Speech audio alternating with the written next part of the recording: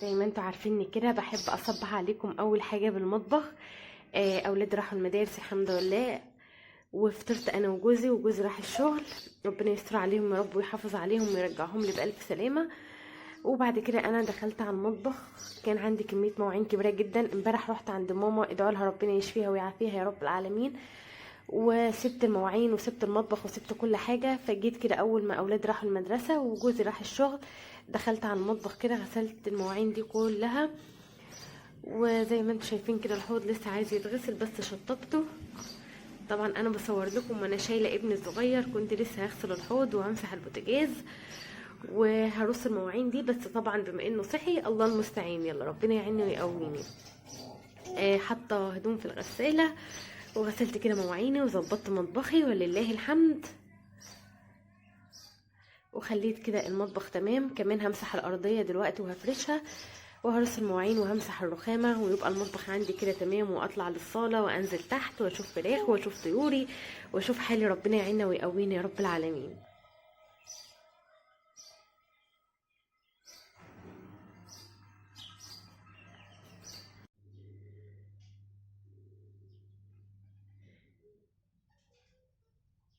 شلت كده المواعين كلها من على الرخامه ورصيتها، وغسلت الرخامه كويس خالص وغسلت البوتاجاز وغسلت الحوض، والدنيا بقت معايا في المطبخ تمام زي الفل. مسحت ارضيه المطبخ عندي لونها مصفر كده، بس علشان انا كان عندي غساله اوتوماتيك وكنت بسيب خرطوم الصرف عندي في المطبخ، فالارض اصفرت وبقت لونها كده، لان انا عندي الارضيه بتاعه المطبخ بلاط مش سيراميك زي ارضيه الصاله كده.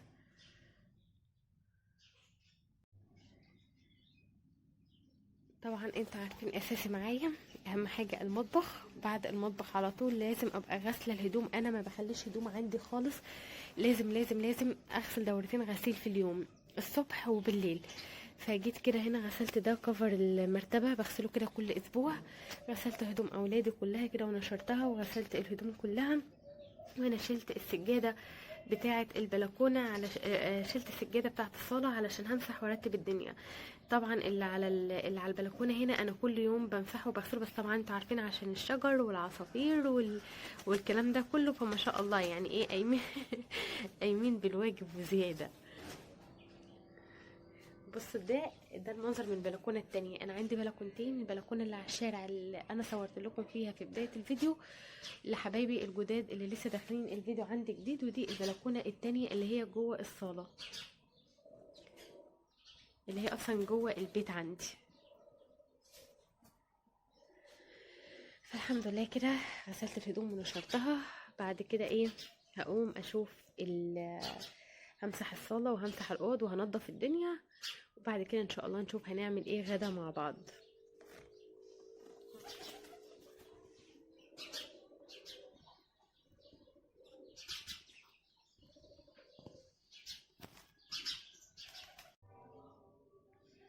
دي كده شوية مشتريات بسيطة جوزي جاب 3 كيلو بنجان ب10، جاب كمية يعني ايه مهولة ما شاء الله. ودي بطاطس، دي بطاطس آلية جميلة جدا، هي بتكون سعرها اغلى شوية من البطاطس العادية، بس بيكون ما بتشربش زيت كده وبتكون مقرمشة وجميلة جدا. وجاب كمان طماطم، وجاب خضرة عشان لو عملت سلطة وكده. وطبعا البسكوت بتاعتي لازم يجيب لي زي اولادي. النهارده ان شاء الله كده غدانا هيكون بسيط، هعمل مسقعه وهقلي شويه بطاطس على طبق سلطه على طبق جبنه، والحمد لله فضل ونعمه من ربنا.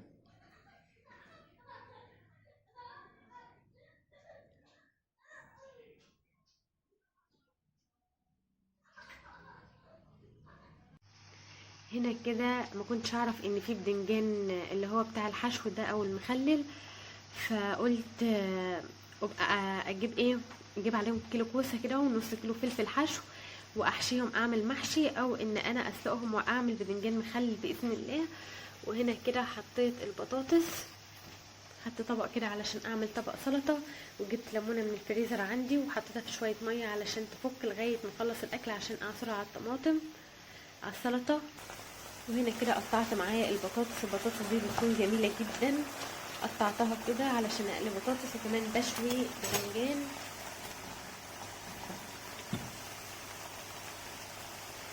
غدا كده بسيط، يوم كده ويوم كده وكله بيعدي، مع ان مفيش حاجه دلوقتي بقت بسيطه او سعرها هين. يعني شويه الخضار دول ب50 جنيه.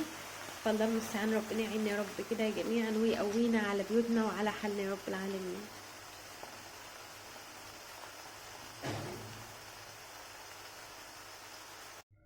كده قليت البطاطس، عملت الباذنجان المشوي، حطيت عليه ليمون وملح وكمون وشطه وشويه مخلل، حته جبنه، طبق سلطه، والحمد لله فضل ونعمه من ربنا، ربنا يديمها علينا نعمه يا رب العالمين.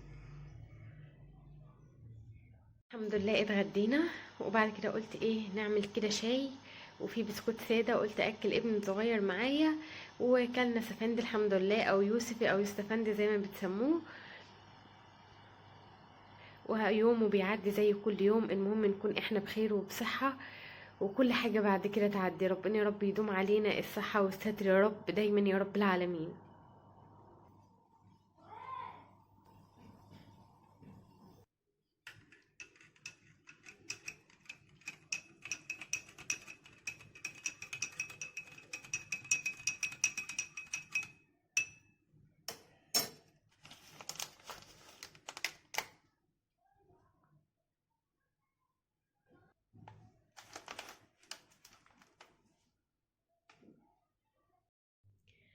اتغدينا وشربنا شاي وانبسطنا وقعدنا وحلينا وكل امورنا تمام. جينا بقى على ايه؟ وجع الدماغ والصداع والشبشب والضرب وكل ده.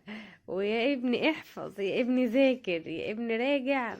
اللي نذاكره في ساعتين 3 بعد ثانية بننساه تاني. يعني انا ما شاء الله ابني اللي في اولى ابتدائي ده هو اللي بيربيني، مش انا اللي بربيه.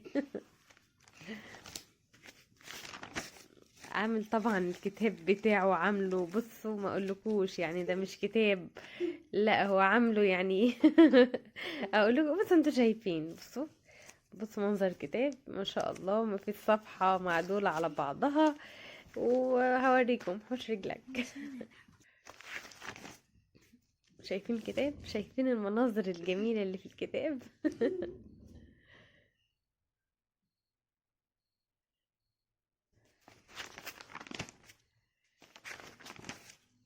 بصوا الخط، بصوا ما شاء الله على الخط. كتاب، كرسي، ايه ده؟ مكتبة. شايفين؟ شايفين؟ بص الرسم ده بيني وبينكم مش رسم ولا رسم، ده رسم عمه، يعني رسم له خروف وصقر وضفدع. ما شاء الله. انا عندي سيلفي اخو جوزي رسمه تحفة، ده كمان كده هو رسمه رسم كروكي، لكن في الحقيقة هو رسمه حلو خالص.